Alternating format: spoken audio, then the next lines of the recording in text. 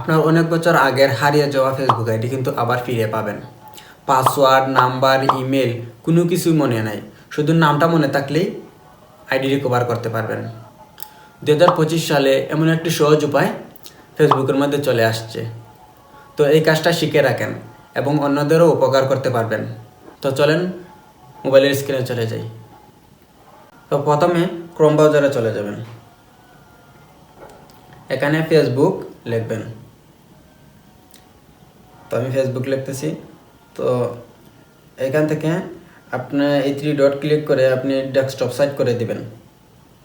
Desktop site করার পর এখান থেকে ফরগেট পাসওয়ার্ড এখানে ক্লিক করবেন। তো এখানে দেখেন আপনি এখানে আমি আমার নাম লিখতেছি, কোনো নাম্বার কোনো ইমেল দিতে হবে না, শুধু নাম লিখলেই হবে। আপনার ফেসবুক আইডির নামটা লিখে দিবেন। তো আমি ফেসবুক আইডির নামটা লিখে দিছি। তো এই দেখেন আইডি, অনেকগুলো আইডি চলে আসছে এই নামে। তো আমার যে আইডিটা এই আইডিটা হলো আমার। তো এখন দেখেন পাশে আছে দিস ইজ মাই অ্যাকাউন্ট। তো এটাতে ক্লিক করুন।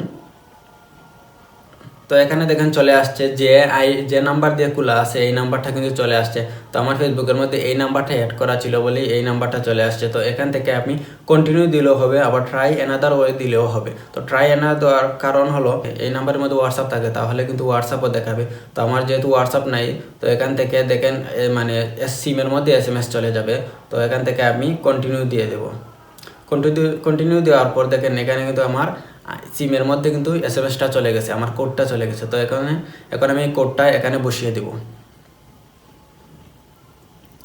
তো কোডটা বসার পর কিন্তু আমি কন্টিনিউ দিয়ে দিচ্ছি। এখানে দেখেন নিউ পাসওয়ার্ড চলে আসছে।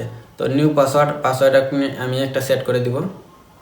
তো সেট করা দেওয়ার পর কিন্তু চলে গেছে আমার এই নাম্বারে চলে গেছে। তো এখন এই কোন নাম্বারে চলে গেছে তো এটাও চাইলে আপনারা দেখতে পারবেন।